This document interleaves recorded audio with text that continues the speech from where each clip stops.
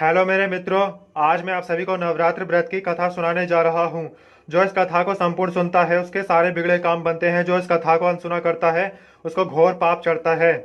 आप सभी को नवरात्र की ढेर सारी शुभकामनाएं। तो चलो कथा में शुरू करता हूँ। नवरात्र व्रत कथा इस प्रकार है। श्री दुर्गा पूजा वर्ष में 2 बार चैत्र मास और अश्विनी मास में की जाती है। पूर्वी राज्यों में माघ और आषाढ़ मास में भी दुर्गा पूजा का पर्व मनाया जाता है। राजा जन्मेजय ने श्री व्यास जी से एक बार पूछा, हे ब्राह्मण देवता, आप अत्यंत बुद्धिमान और समस्त शास्त्रों के ज्ञाता तथा पुराणों की रचना करने वाले व्यक्ति हैं।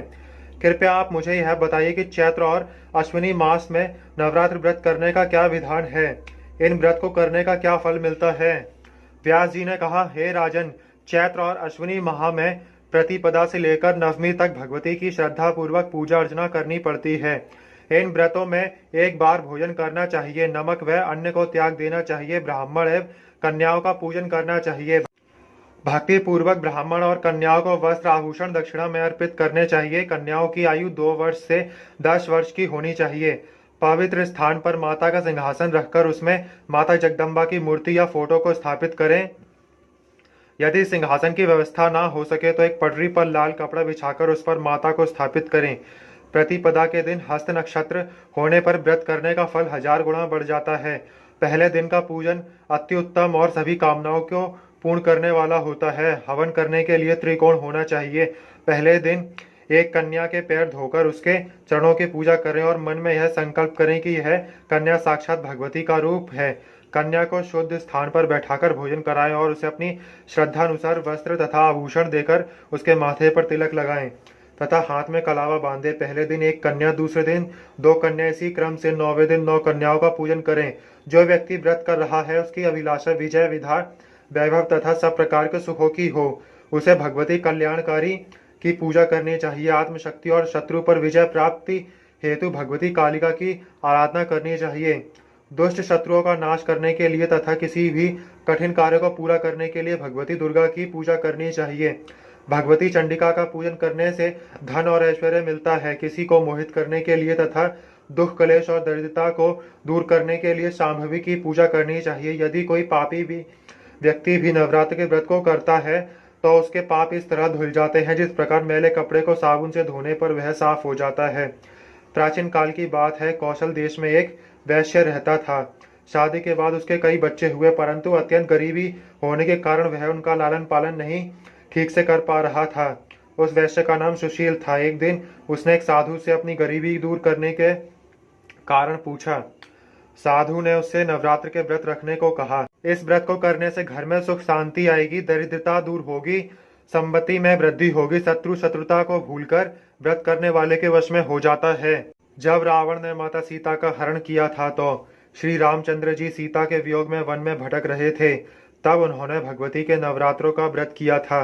भगवती ने अष्टमी के दिन सिंह पर सवार होकर श्री रामचंद्र जी को दर्शन दिए थे। उन्होंने श्री रामचंद्र जी को रावण पर विजय प्राप्त करने का आशीर्वाद दिया था। इसी व्रत के कारण से श्री रामचंद्र जी को सीता जी पुनः प्राप्त हुई थी।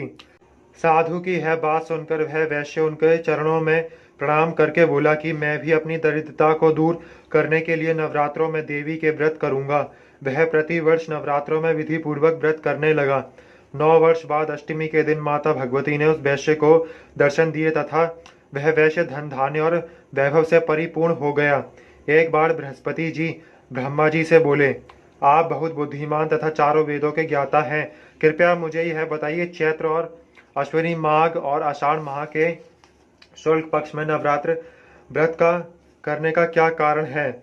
इस व्रत को करने से क्या फल मिलता है। इसको करने की विधि क्या है तथा इस व्रत को सबसे पहले किसने किया था। ब्रह्मा जी ने बृहस्पति जी को बताया। प्राणियों की भलाई हेतु अपने बड़ा अच्छा प्रश्न किया है।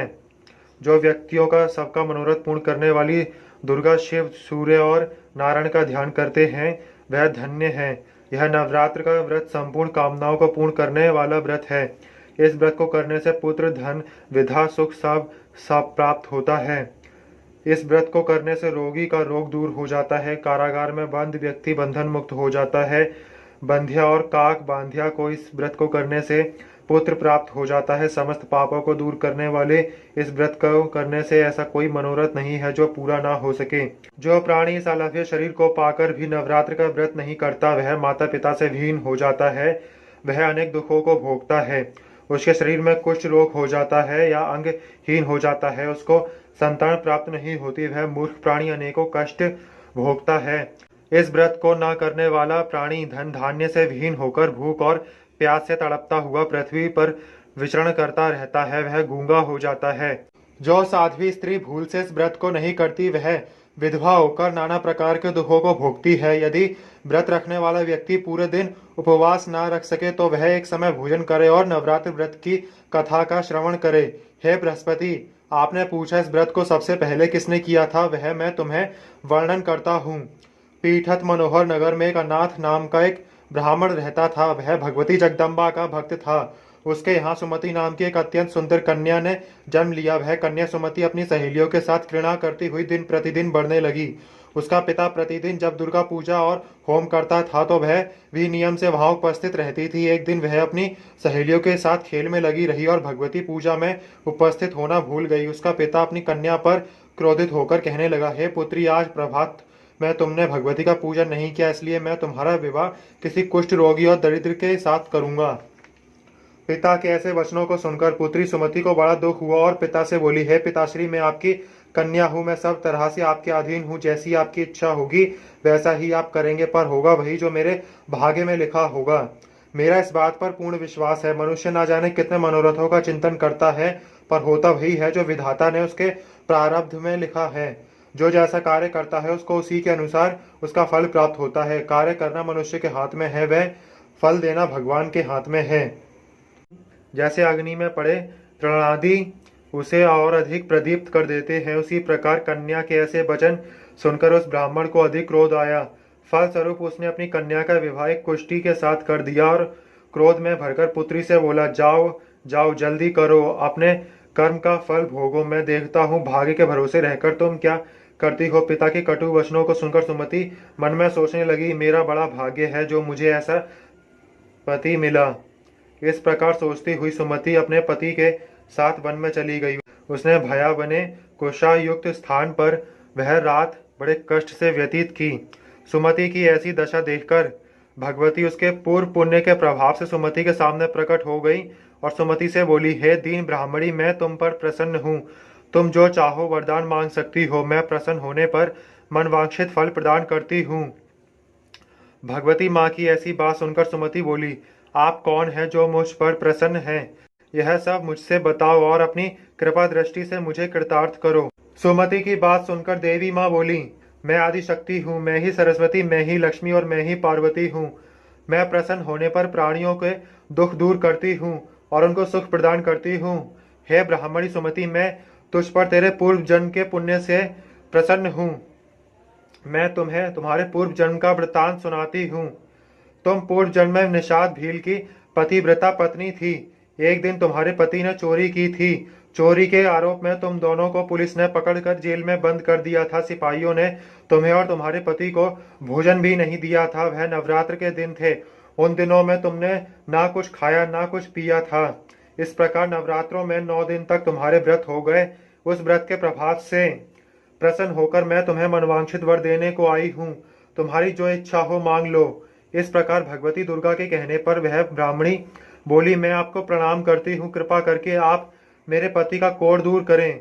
देवी ने कहा, उन दिनों में जो तुमने व्रत किया था उस व्रत में एक दिन का फल अपने पति को कोढ़ दूर करने में अर्पित करो। मेरे प्रभाव से तुम्हारे पति का कोढ़ दूर हो जाएगा और उसको सुंदर शरीर की प्राप्ति होगी।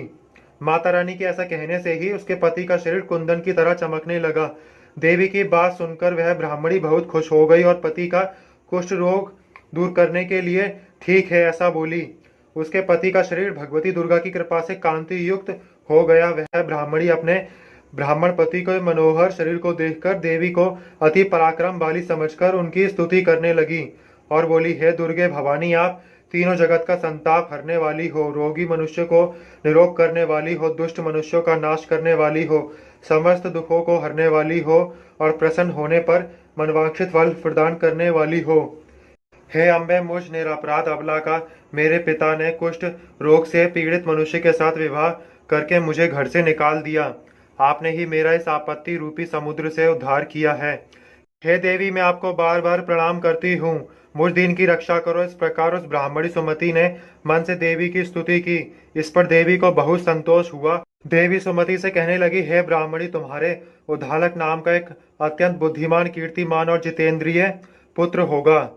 तुम्हारी और कोई इच्छा हो तो मांग सकती हो। यह सुनकर सुमति बोली, हे दुर्गे माता, आप अगर मुझ पर प्रसन्न है तो मुझे नवरात्र व्रत करने की विधि बताएं।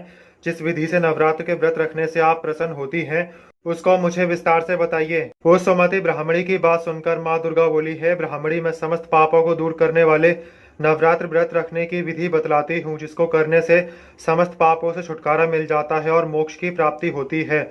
अश्विनी मास में शुक्ल पक्ष की प्रतिपदा से 9 दिन तक अर्थात नवमी तक विधि पूर्वक व्रत करें। यदि दिन भर का व्रत ना रख सके तो एक समय भोजन करें। विद्वान ब्राह्मण से पूछकर घट की स्थापना करें और वाटिका बनाकर उसको प्रतिदिन जल से सींचें। महालक्ष्मी, महाकाली और महासरस्वती की मूर्तियों को लेकर उनका विधि पूर्वक पूजन करें और पुष्पों से अर्घ्य दें। बिजौरा के फूल से अर्घ्य देने से रूप की प्राप्ति होती है और जायफल से कीर्ति तथा दाग से कार्य की सिद्धि होती है। आंवले से सुख और केले से आभूषण की प्राप्ति होती है। इस प्रकार फलों से अर्घ्य देकर यथाविधि हवन करें। गेहूं, जौ, तिल, खांड, शहद, घी, बिल्व, दाख, नारियल, कदम्ब से हवन करें। खांड, शहद, घी, जौ, नारियल और तिल तथा फलों से होम करने से मनवांछित वस्तु मिल जाती है। गेहूं से होम करने से लक्ष्मी की प्राप्ति होती है। आंवले से कीर्ति और केले से पुत्र की प्राप्ति होती है। दाख से सुख और संपत्ति की प्राप्ति होती है। कमल से राज सम्मान प्राप्त होता है। खीर और चंपा के पुष्पों से हवन करने से धन और पत्तों से तेज एवं सुख की प्राप्ति होती है। व्रत करने वाला मनुष्य इस विधान से होम कर आचार्य को नम्रता पूर्वक प्रणाम करे और यज्ञ की सिद्धि के लिए उन्हें दक्षिणा प्रदान करे। इस महाव्रत को पहले से बताई हुई विधि से जो करता है उसकी समस्त इच्छाएं पूरी हो जाती हैं। इसमें जरा सा भी संशय नहीं है। इन 9 दिनों में जो दान दिया जाता है उसका कई गुना फल प्राप्त होता है।